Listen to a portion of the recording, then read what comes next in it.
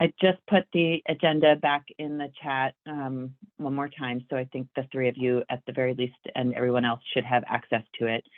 Just to note, in the last few minutes as I was prepping for the meeting, I noticed a minor typos and a time correction that needed to be made on the agenda. So if you're looking at the PDF that I emailed to you all, the most current and reflective agendas are posted online, and the one linked here in the agenda is the one that we should look at.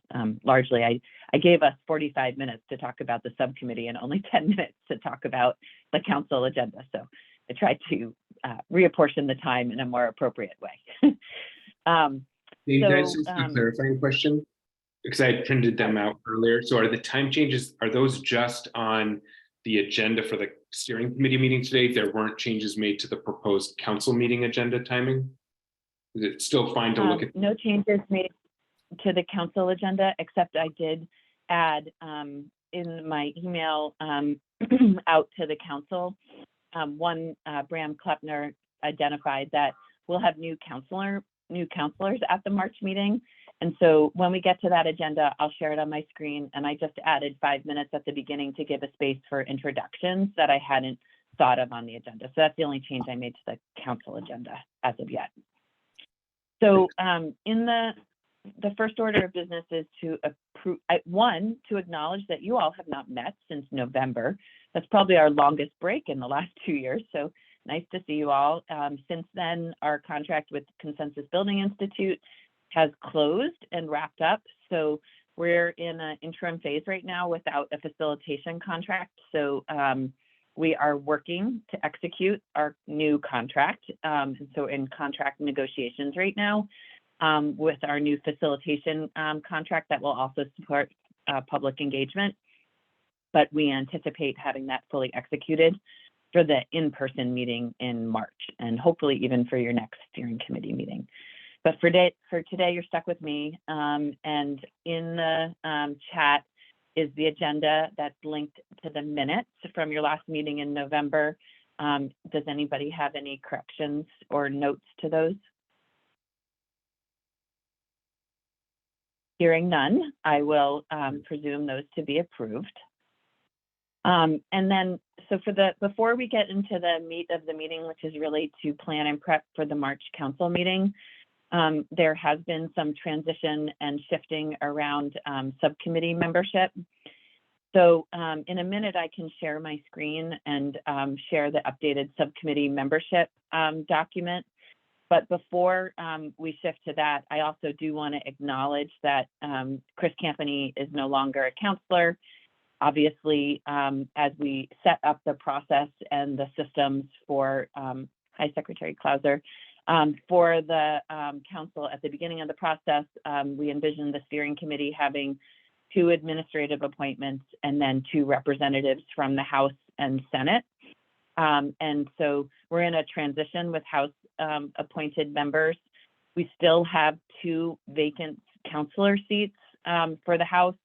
The municipality seat and the fuel dealer seat have not been appointed yet by the speaker, but David Dean was appointed as a counselor to fill the seat that represents rural communities.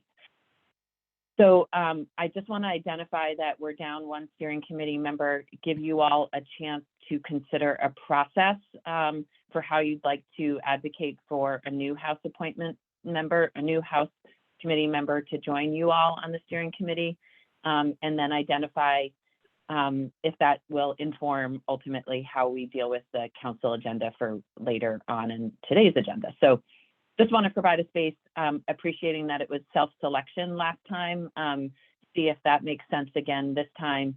And Liz, if you have any interest in sort of championing, pulling together the other House appointments and seeing if there's someone who would like to lean into this. Liz, go ahead. Yeah, I just wonder if we should also just put on the table, just opening up the appointments across. In other words, I do recall, I mean, the steering committee came together. I don't think it was just self-selection. It was willing participants plus consensus of the council as a whole that those appointments made sense, right? I think. So maybe if we're going to do that again, we should be doing it across the board. I mean, I think I would be happy to continue to serve, but don't need to at all. And it might be appropriate to just go ahead and reopen it both ways. Jared, want to build on that?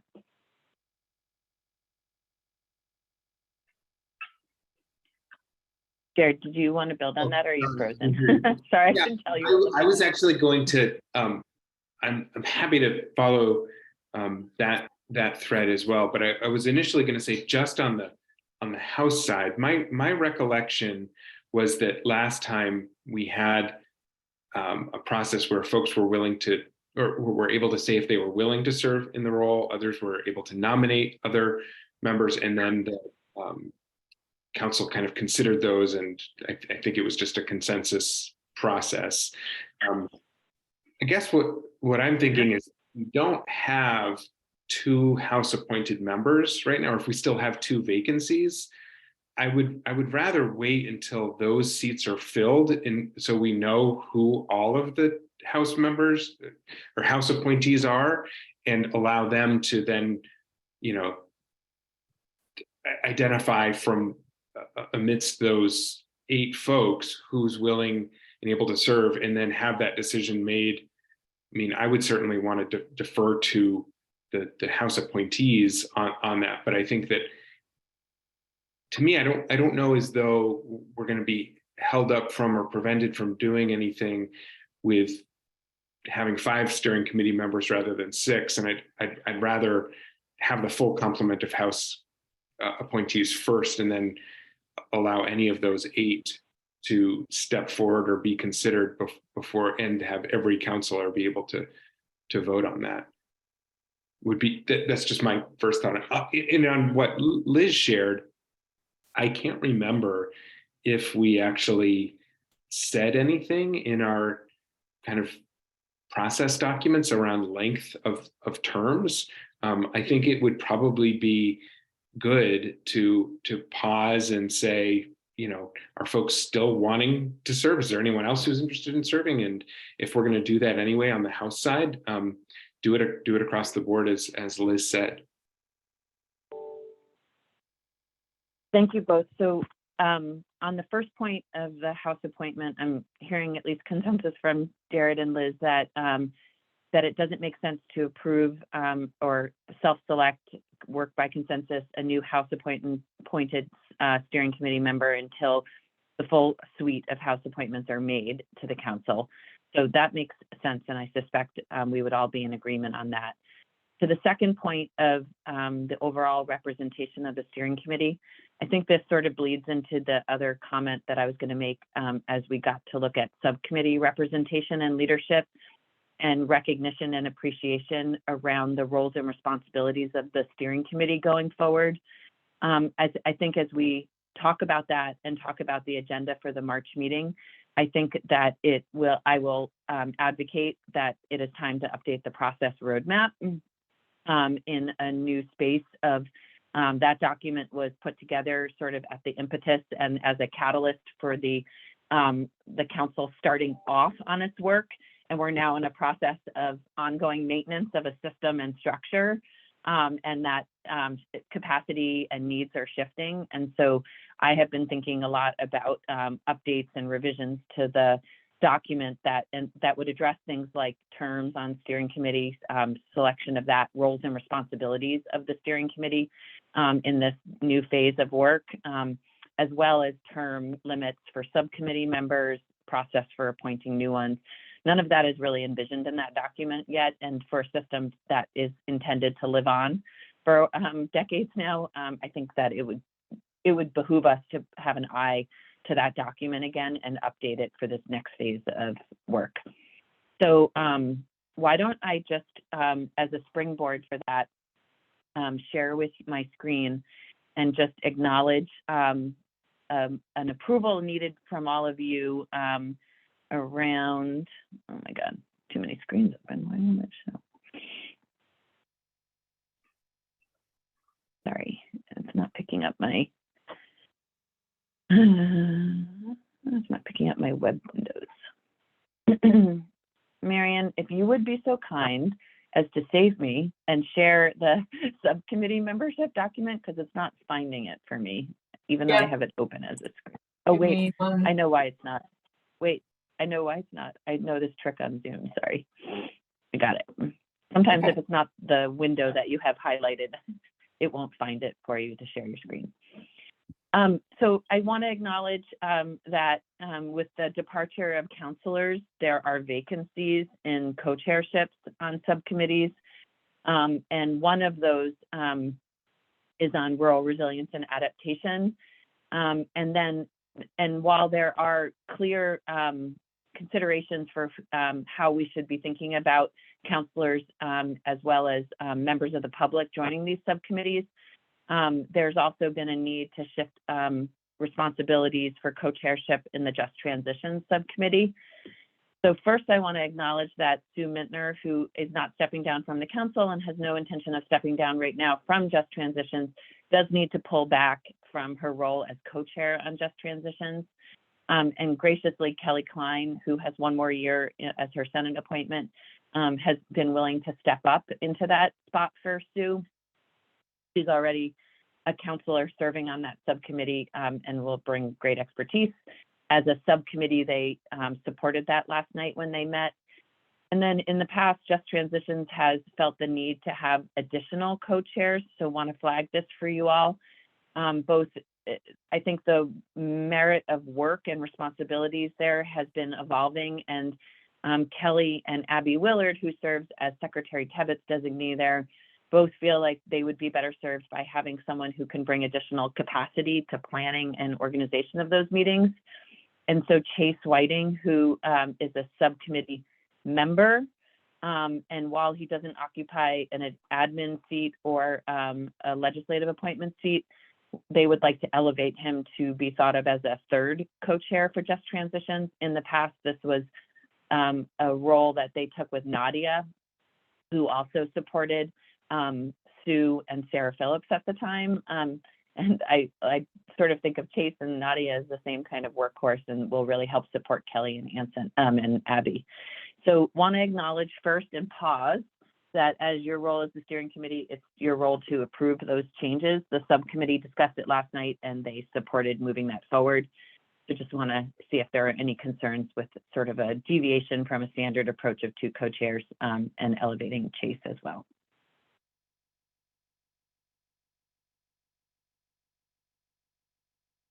Hearing no concerns, we'll consider this. Oh, go ahead. I just wanted a chance to think about, I guess I have to confess kind of have two thoughts about this. My first thought is that my inclination is to defer to the subcommittee in terms of what type of organization and membership and leadership is going to work best for them. But then I also want to think about kind of precedent setting and implications for other subcommittees. And I think we should pause to be aware that we've never had a third co-chair and we've never had somebody who's not a counselor in a co-chair role. And so I guess I just want to, I don't have a proposal. I didn't know that this was going to come up as a proposal, and I just want to share that those are two conflicting thoughts in my head right now. Wanting to defer to the subcommittee, but also wanting to kind of be aware of that this is a change and has potential precedent-setting implications for other subcommittees, and doesn't seem to me to fit with the way that we had approached the co-chairs in the process roadmap. If my memory serves, although maybe there wasn't as much detail and that was more of a kind of, so I'm not saying I'm opposed to it. I just want to pause to think about it and discuss it. And I'm curious if others have reflections on this. Just to clarify, it isn't precedent setting for Just Transitions, and maybe I didn't make that clear. They had 3 co-chairs, and actually at one point they had 4.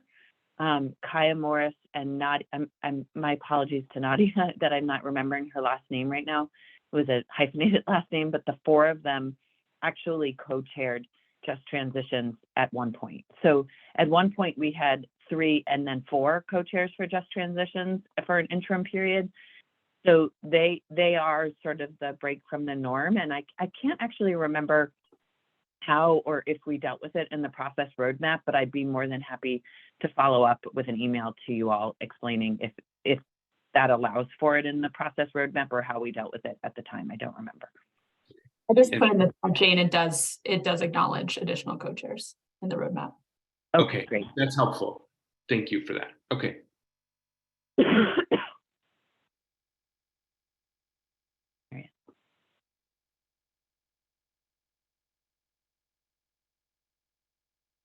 Any other concerns with that right now, or do we feel okay giving deference to them? Liz, please. I think it's that's fine. I actually attended Just Transitions yesterday, just as a part of the biomass task group, and I just had a question, which feels like fitting in here, makes sense in case it's worthwhile. Is there some thought about having additional members of that subcommittee who are also counselors, so that the kind of, I don't know, representation balance that other subcommittees have with council members applies there too? I just wondered that as we were talking, you were like, I was hearing them yesterday. Oh, okay. You're Sorry. teeing me up for Yeah, my other go ahead point, then. which is, well, no, it was great. I have a question and comment, and as we consider the role of the process roadmap and the role and responsibilities of the steering committee going forward, when we originally had counselors step up for the role of sitting on the council and ultimately articulated in the process roadmap that all counselors would serve on at least one subcommittee, that process played out largely through self-selection of counselors going where they were interested in the work or generally aligned with the seat that they were representing, although it didn't always play out exactly that the seat, you would think the seat would sit on one committee, maybe had overlap in multiple. So in this next phase of new counselors coming on board, we are running into a question of how to help counselors make selections of which subcommittees they sit on. And it has felt like an awkward job for me and Marion, in all honesty, to be guiding that process. And we would like to recommend that as counselors come on to the council, that the steering committee play a more intentional role in vetting their expertise and vetting the seat that they sit on and helping make the recommendation on which subcommittee they would sit on. And so this has come up, and just to be apparent with the new seats for rural communities having an interest in sitting on ag and ecosystems because of particular programmatic work that committee's invested in. But obviously there's a vacant seat on rural resilience and adaptation. The rural community seat seems like it should sit on resilience and adaptation. It's an awkward space and for us to not have a clear process on how to direct that. And so I'd like to make a suggestion that we as a steering committee at a future meeting review a proposal in the process roadmap of how counselors will be selected for subcommittees in the future, knowing that right now, for instance, cross-sector has a ton of counselors, but other subcommittees are really short on counselor representation right now. And I think the good of the order would be well served by having counselor representation across the subcommittees going forward. Julie. Yeah, I just wanted to echo that, Jane, and say, I think, we certainly have examples, Jared included, of folks serving on multiple subcommittees. And one possible approach would be sort of there's a default subcommittee that each counselor is expected to participate in based on the kind of sector or expertise they are representing in the way the legislature established the council. And then there's opportunities if folks would like to serve on more than one to pick up additional assignments, so to speak. But I do think it's awkward to have somebody representing being the representative of a particular area of expertise or a society, and then not having them serve on having their voice on the relevant subcommittee. Yeah. Thank you for bringing that home. That was the point I was trying to make. So what I'm hearing for today is that we'll move forward with the transition on just transitions. And if folks are supportive as we consider further edits for the process roadmap, one would be articulation of the role of the steering committee and directing counselor representation across the subcommittees specific to the seats that they represent. And then being able to further articulate that there is room for them to be invested in specific work that they're interested in beyond that through serving on multiple subcommittees or sitting and representing their subcommittee on task group implementation, which is also another space where you have folks from multiple subcommittees coming together. So I will work on that, and we'll look as we go through the agenda for the council for other areas to sort of improve upon the process roadmap at this juncture, and we'll make some of those revisions. And then finally, I'll just close out. It sounds like for the steering committee, for right now, we'll sort of stay in a holding pattern between now and the next steering committee meeting, hoping that the new House appointments are made. And then we can take a more holistic look at the role of the steering committee, the responsibilities, and if we all want to carry forward or think about new representation across all 6 seats on the steering committee. Okay, moving on. I'd like to do a high-level walkthrough of the agenda and then really turn it over to you all to talk about the meeting on the 13th.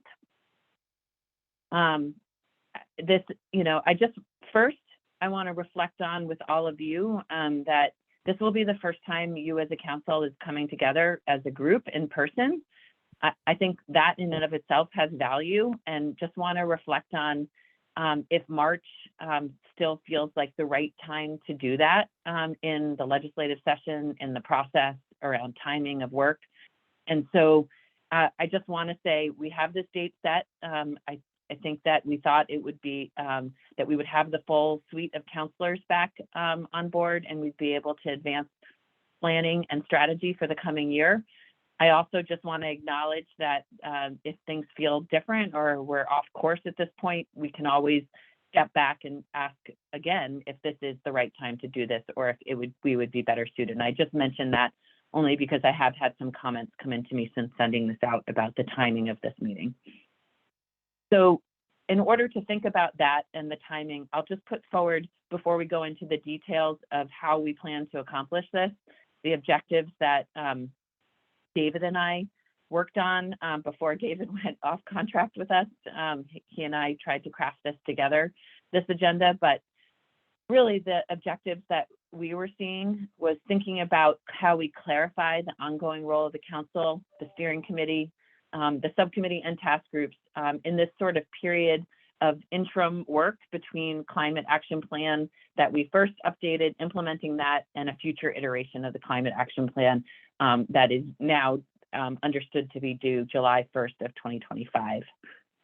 We wanted to really reflect on and consider the tools that are needed to carry out this work, and that's where I get at the process roadmap, but other tools, capacity building, and then think about a strategy to prepare for an update for the initial climate action plan in the coming years. Recognize and appreciate that we have addendums that still have ongoing work that we need to finalize for the existing plan, but really start to pivot to the work that we need to set in place for future iterations of the climate action plan. So establish a process for determining when, if any, additional addendums are going to be needed to this interim plan, or whether we're in a sort of pause and implement phase, and what would necessitate and the mechanism for doing that.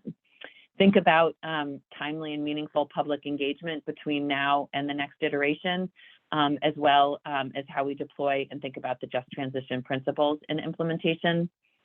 And then really try and work with all of you to sketch out an overall timeline and roadmap for preparing for the plan's update for July 1st, 2025.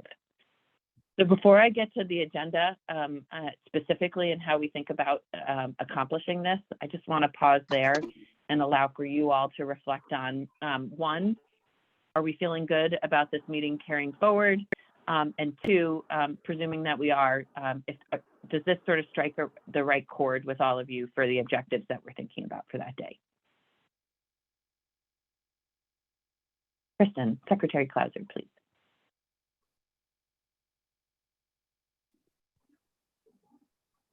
Thanks, Jane. I'm curious before we start, you said you've been hearing from folks raising some concerns about the in-person meeting. So I'd love to hear what those concerns are, or if there's any themes that are coming out of those communications.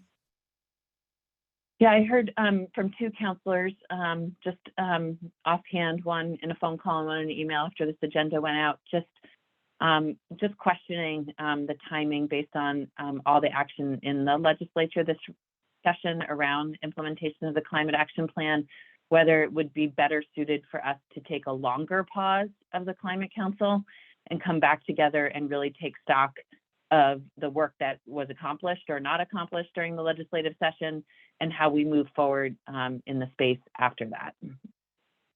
So I think there was a question around whether a longer pause would feel more appropriate, understanding that there are a lot of things out there right now that will drive the direction of the Climate Council. So were those folks advocating for no meeting at all, or to just make this meeting no meeting at all? Okay. So they weren't objecting to the in-person nature of the meeting. Yeah. Got it.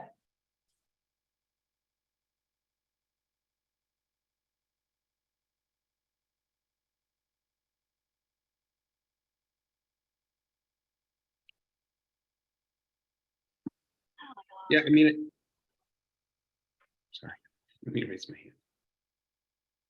Go ahead, Jared. I didn't want to jump ahead of anybody. Yeah, I guess I think that these are good and important goals to frame an agenda around. And I think that these discussions could happen during the legislative. I mean, this to me really feels primarily about like the process and structure of the council and the steering committee and the subcommittees and kind of our process roadmap and public engagement. Like, it doesn't feel to me as tied to the substance of the recommendations in the climate action plan and the policy process. So I think we could have those discussions, even though it's during the legislative session and we don't have clarity on which recommendations are moving forward and which are not. At the same time, I don't know as though this conversation is urgent. And if it's part of the concern is just around people's bandwidth and capacity to focus on this, I could see a meeting that's focused on these goals and outcomes, which I agree are necessary. I could see it happening later. So I don't know. I'm sorry. It sounds like I'm kind of indecisive today. I'm trying to see it from multiple perspectives, but I'm curious what others are thinking.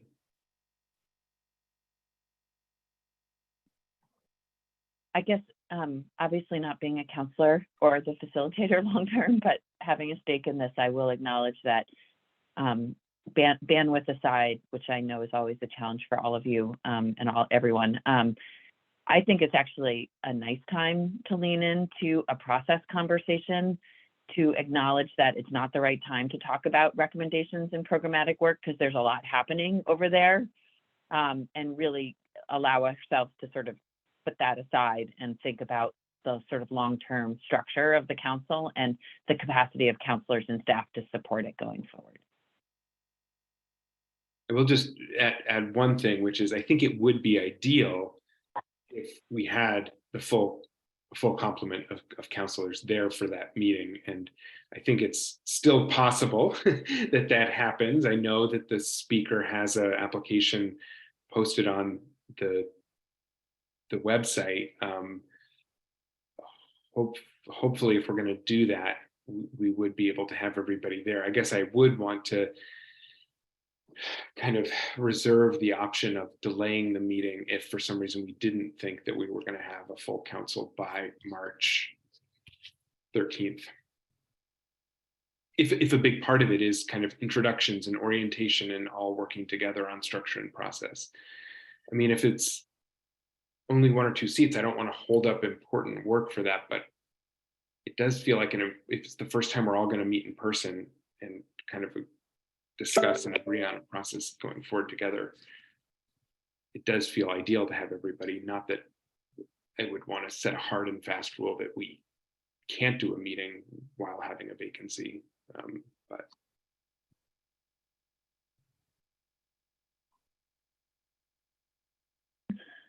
Liz, Do you have confirmed attendance? Like aside from the vacant seats, we know we have everybody or reasonably everybody attending. yeah, actually we do. Okay. It's been Okay. really great actually in that regard. There's only one counselor who's indicated that they're uncomfortable coming in person, and the room that we've reserved has nice hybrid capacity for both that member as well as the public to join too. Okay, great. So I guess just so we can move through the agenda, I'll just ask you all, acknowledge that we've committed to this meeting and will pursue moving forward with it at the date and not postpone at this point. Yeah, I You think nod. particularly because we don't have any sense of when the remaining appointments will be made, that waiting could become an infinite do loop. Mhm. And I did hear from Jared that overall these objectives make sense. Does anybody else have any concerns before I go through the body of the agenda? I don't know if concern, I wouldn't put that word on it, but just something I feel like I have to bring up and wonder where it fits. And that is the outstanding work and consideration of the work of the biomass task group. And even if, as presented, this agenda is more about planning for the future than it is taking up present substance, does the agenda as formulated have enough time to include that discussion of how additions get made? Because it looked to me like it was pretty short, and maybe that was a timing issue you mentioned before, but I don't think so. So I just want to make sure that we don't give that too little discussion. And I'm also curious whether you've gotten any other feedback on what will be functionally a delay of several months of taking up those recommendations. So I obviously there's concern about the delay in taking up those recommendations. We have a seat now representing rural communities. That was one of the seats that was of concern when the council met in January, not having representation for that voice at the table. The 2 other seats are municipalities and fuel dealers. So always important, those 2 seats, but not as maybe germane as the rural community voice. My understanding and interpretation has been that based on the strategy and discussion that you all have at this meeting, we would walk away with a schedule for the Climate Council for the coming months and a set schedule for the steering committee for the year too. And the first next meeting of the Climate Council would be where we would work to take up the addendum for biomass, those recommendations, and have more substantive conversation. But that's for you all to consider. My feeling was, and David and I, as we prepped this, was really to keep this about process and strategy and not try to get into substance, but open to hearing from you all if you would prefer to also have take those up at this meeting and not delay any longer.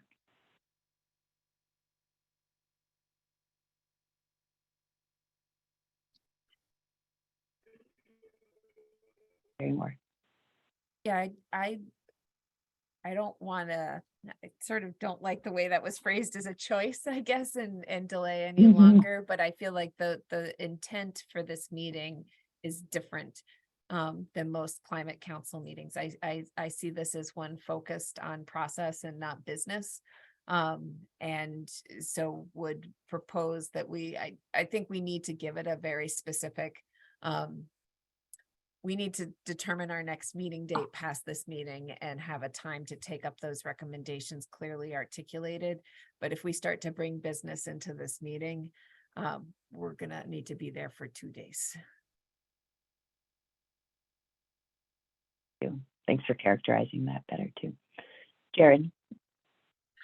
Yeah, I guess continuing a theme for today, I'm just going to say I can see a real rationale from multiple perspectives. I agree with what Secretary Moore just said. I also really respect the frustration around recommendations that were developed over a very long time period. And, you know, we talked about delaying consideration of those until we had a full complement of counselors. I think we started talking about that delay back in December, and I think it's that had merit to it. Like we should want to have all perspectives at the table and have a full council considering and voting on this. But I think at a certain point, we need to kind of respect the work of the group and the process and kind of call the question. So I guess where I'm starting to think is what I would be comfortable with is to try to balance both of those things, have this meeting with the agenda largely as proposed on March 13th, primarily around process issues, so long as we commit to the next council meeting having consideration of and a vote on the biomass recommendations, even if the appointments continue to be delayed. I feel like we wouldn't want this to go any further than April. But if we knew that there was a date on the calendar in which, you know, the folks who've been working hard on that over a very long process could look to and know that we were going to get resolution on those questions, I personally would feel more comfortable about it. Thanks. Liz? Yeah, those comments I appreciate and make sense. Where on the agenda, I guess, kind of gets to, I wasn't sure, putting substance aside, where on this agenda from a process point of view do we actually discuss bringing in addenda or whatever you want to call it? It looked like maybe it was right at the end and just the last couple of minutes, final reflections. And if so, that doesn't, I'll just put it out there. I feel like that may not be adequate in terms of the place it is on the agenda, the timing that it's given, and the way it's described. That's one comment. Yeah. And I want to hear from Secretary Clauser, and then we can take a look quickly across the whole agenda and see where else we should give more time and specificity to the different components that we want to make sure we get to. Thanks, Jane. I share that concern, especially considering I think that question is, we need an answer to that question and a process set up in order to actually incorporate additional substantive work into the CAP. So it seems like it is a necessary first step, and one that really needs to have some finality prior to getting to those additional substantive conversations. Also want to just echo what I think Jared may have, or maybe it was Julie, but coming out of this meeting with a specific date to have those substantive conversations, I think is helpful and necessary, but it also puts folks on notice so that to the extent we can speed up any nomination processes, or if people really want to be involved in those conversations, there's at least a date certain that folks know we will be discussing and taking those issues up regardless of whether or not we are a full body at that time. So I think that makes a lot of sense. I wonder if here in this beginning section, as we clarify the meeting objectives, it would behoove us to just clearly articulate. It says, as well as any final addendums to the existing plan. Maybe it should clearly state, as well as like the biomass recommendation addendum and any identified additional addendums to the existing plan. Just recognizing that the only work plan item, as I articulated by the council in 22, that has not reached conclusion yet is the biomass recommendations, and there are no other outstanding addendums right now. So maybe if we clearly articulate that, we could lead with an acknowledgement that setting the date and closing that out is critical before we begin sort of that next phase of work. Secretary Moore? So I actually wonder that, I mean, I appreciate, I think, the clearly articulating the biomass recommendations. I see what's shown in number 1 of your meeting objectives, Jane, is part of where I think things have been challenging and falling apart, and that we've, you know, the statute sets the council and then identifies 4 subcommittees. We've added a 5th subcommittee. We've added task groups to the subcommittees, like with no real clear, the process roadmap didn't extend into all those things, right? And I think that's part of the challenge is then, Ben, as things report back up, it's a little bit ad hoc how they're getting addressed, which other committees need to weigh into different recommendations, what the public outreach component is around any of these pieces as they're being brought up, and then ultimately how they get added into the cap. And, you know, they sort of scrolling back through the agenda, I'm not sure we have space for it. Certainly the 15 minutes there probably isn't nearly enough. I don't know if there's an opportunity potentially to extend this meeting by another half an hour or something, but I see those things as 2 different components of the same need. There's the specifics around the biomass, but I can envision a scenario where there could be a different task group doing a different book of work, and we would run into a similar set of challenges in that we haven't clearly articulated sort of what the process is for feeding work down and then frankly pulling it back up and review by the council. I want to go to you, Jared, but I just want to hone in on that comment that you just made, Julie, and really speak to the task groups. This is something that is not in the process roadmap at all, and they bring tremendous benefit to the work of implementation of the climate action plan.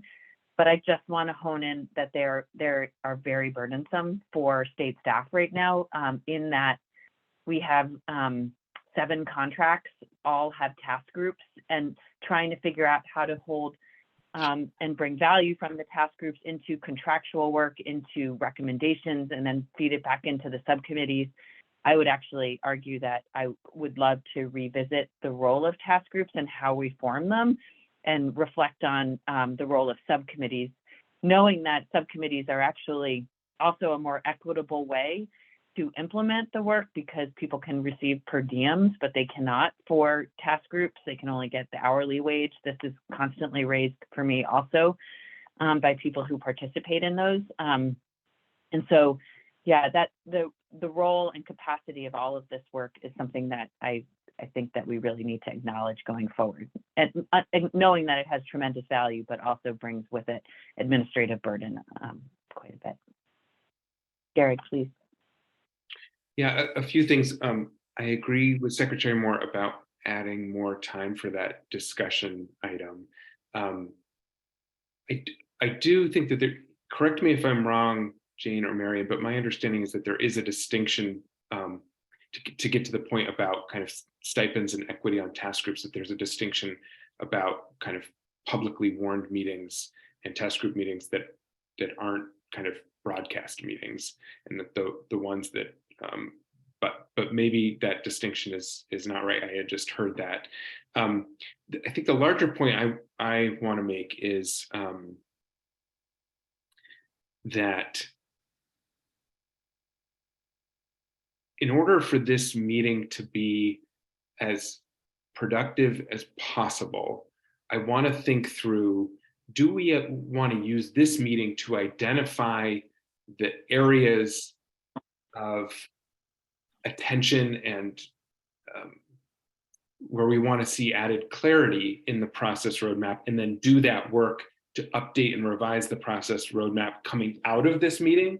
Or in the interest of efficiency, is there some way where, Jane, you're already speaking to some of these things. I think some of these questions have come up about, areas where there's not clarity, areas where there's a gap, something in the process roadmap. I'm wondering, like, as we prepare for this meeting, what are we asking people to review so we can really dive into these topics? Is it just the process roadmap as it exists? Or is it like a process roadmap that has some comments in the margins around questions have come up about task groups? Is this something we want to address here? Or, in practice, this is what we wrote last year, but in practice, this question has arisen. I'm not saying I have an answer there. I just want to pose that question of, like, I think we need to think through process-wise how we best use our and everybody's time together. And that includes what we ask people to review beforehand, and then how we frame up some of these questions. Or are we just going to be okay that this meeting is primarily to identify the areas that we want to update, and then we actually do any proposed revisions as follow-up steps to this meeting? I just want to be clear about that, because right now it feels a little unclear. Are we using this meeting to revise the process roadmap, or to identify areas of possible revision, and then the revisions would happen later? Yeah, that's a great distinction. And I think we should just stay with that for a minute. I actually think what you're drawing out makes sense, that in my preferred world, we would use this meeting to sort of draw out the changes and process that we then want to articulate to the process roadmap for future consideration. So it's really not trying to predetermine what that looks like for the meeting with the revisions to the roadmap, but try to structure the meeting to get us there so that we can do that. I see thumbs up, and I'm glad that makes sense. So I'm hearing and understanding what we're getting at here, and I think that there is sort of like a level set and baseline that we need to get at the beginning, that acknowledges the existing structure, constraints from it, benefits from it, challenges, as well as the work that's carrying over from 2022 into 23. And that could be something that we build into the beginning of the agenda to really get us there, before we start to dive into the discussion and strategy building. So maybe this opening discussion, the questions that will guide our reflection, rather than really doing that, this is really about that level set discussion system in place right now, and sort of a space to reflect and get the questions that will drive the rest of the day, and really not only give this 15 minutes, but give this more time before we get going, and then try to build some extended time at the end to plan the actual set the meetings, so we have dates that we're walking away with at the end and not rushing through that part. Maybe I'll just take a minute, I know, so we can end on time, and just hear any other overarching comments. We did provide a space, knowing that the conversation at our last council meeting around the rights and democracy, I should say renew letter, was challenging, really wanting to hold space to reflect on that from that meeting, and break into some smaller groups and talk about that, really afford us the opportunity to be together and have a conversation. That's really what we were thinking about for the just transition reflection. And then there is conversation, understanding about sort of what it's going to take for the next climate action plan, and sort of baseline about what we're planning to do for that iteration to set us up to sketch out a strategy for the next 1 to 2 years to get us there. And so this is really about, conversation amongst all of you and bringing forward ideas to hear from counselors about capacity and constraints and expectations with support from state staff going forward. And along the way, understanding that there are these ongoing responsibilities and systems in place, I can try to revise this to really continue to bring that forward so that they can inform the conversations for future work. Understanding that all of this work is sort of presupposed by significant public engagement and hoping that CBI, the new contract, will be fully executed. There is a component that we've been working on around a public engagement component of the Climate Action Office and the council that we'd like to share with all of you and hear from and how it's going to weave as inputs and really be responsive to helping support the Climate Council in the coming year or so. So that's something we intend to roll out and plan there. And then finally, all of this is really getting at sort of the conversation around the tools and responsibilities going forward. So I will try to better sort of speak to that, because now that I'm seeing after these concerns, there are these components that we put in the agenda around like level set expectations, sort of opening discussion, things that where I think we should drive better clarity around what we're trying to get at each point, rather than having sort of more open conversations. And then finally, I'll extend the end so we can walk away with a concrete agenda for the coming year. I'm going to stop sharing, knowing that we should shift to public comment in a month and want in a minute and hear from the rest of you of any other broader concerns or restructuring that we should consider between now and the next meeting. Liz. Yeah, just it may not need a change on the agenda, but looking at the just transition reflection and the sketch out strategy items, both are looking to kind of break us into smaller groups. And while I can appreciate how that might be a good idea, given the topics, I'm also just wondering how it's going to work, given that it's our first in-person meeting, it's a public meeting, and particularly on those topics, I'm not exactly sure how any public attendees would interact with that. So I'm just wondering if it's the best way to do it for that reason, as opposed to, especially given that those are relatively compact time periods that'll be over before we know it, devoting more time to just speaking as a group. Yeah, that's a really good comment about the public meeting. And maybe that is not the best strategy. So I'll have to give a little thought to understand how that can work with small groups in a room like that. Great. Just one last thought. I think that earlier in the meeting it was discussed as that the biomass recommendations are really the only outstanding issue with regard to a potential addendum to the cap. And I just want to say that I don't necessarily agree with that. I think that the transportation recommendations were really kind of a narrowing of the options and a laying out of the timeline going forward, but there was not a final policy recommendation. And I think that that is still a gap in the climate action plan, that at some point before July 2025, we may want to make a recommendation about a primary transportation policy recommendation. I imagine that that would happen within the context of the options that have been on the table and in the kind of timeline and process that have been established. But I just want to be clear that I do not believe that that was a final recommendation on a transportation policy, and that there still is a gap there. And there may be other, I think that biomass outstanding recommendation is an obvious visible one, but I just wanted to note that I don't think that's the only one. And I think we need to be solving for this kind of as a general rule about how we do addendums to the cap and incorporating new recommendations, not just for that one piece. Thank you. Any other comments on the agenda for now?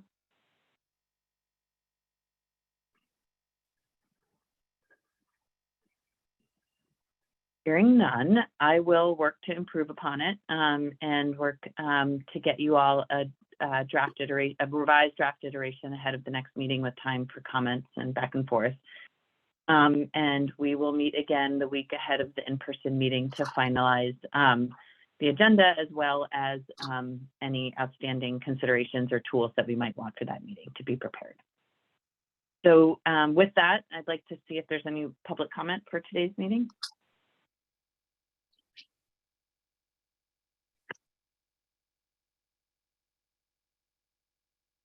Seeing none. Jane? It's exact. Oh, hi, Jane, Alice. it's Alice. Hi, how are you? Good, thank you. How are you? Would you like, go ahead. Yeah, I just have two observations. One is a comparison. I'm the chair of the Waitsfield Planning Commission, and the Planning Commission in Waitsfield is now engaged in a bylaws modernization project with a grant from ACCD to look at how we can modify our bylaws to make more opportunities for some development in our downtown area. And one of the things we're doing for this is the community engagement process. And we're spending a great deal of time planning that and talking about all the things we need to know and plan for with it.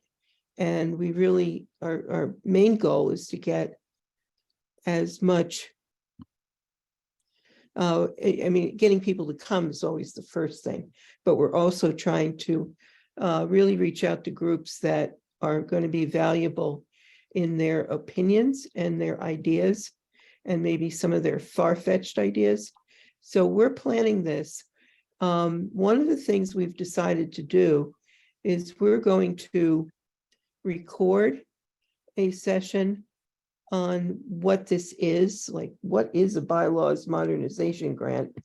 What is the Planning Commission doing? So we're going to prepare a video and a narrative of what we're doing and what we're hoping to achieve with this. And we're going to put it out there and figure out how to advertise it so that people can listen to it before the actual in-person meeting. And then we're looking at different ways that we're going to organize the meeting. Maybe it'll be groups, maybe, maybe more. So I think a community outreach thing is extremely important. And I think it would be extremely important for the Climate Council to advertise itself. And what exactly are you doing? Because even with talking about all of this in Waitsfield, we still have some fragmented climate action efforts, and we still need more organization to reach people about this.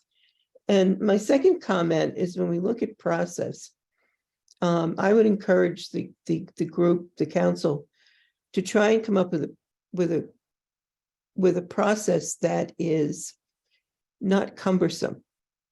One that facilitates things getting done rather than a lot of extra things that would wind up, like I can see it in this meeting. It's like you're an hour into it, and what is the purpose of the meeting? And so I've been doing a lot when we talk about things, and some of the things that we take up on the Planning Commission. I find myself saying, well, that's small potatoes. Let's kind of not worry about the small potatoes. This meeting, we have to focus on, keep your eyes on the prize. What are we trying to accomplish? So those are my two comments on what I've heard today and what I have, what I'm up into my neck in right now too. Thanks, Alice. Feel better being a Waitsfield resident, knowing that you're doing all that. So thanks. We were having a big debate on who was going to do the narrative for the video, and we were trying to decide who most sounds like Richard Attenborough. So thank you. Thank you for being here. Any other comment for today? Well, thanks everyone for staying a few minutes for that, and appreciate everybody being here on a Friday afternoon. Have a nice weekend.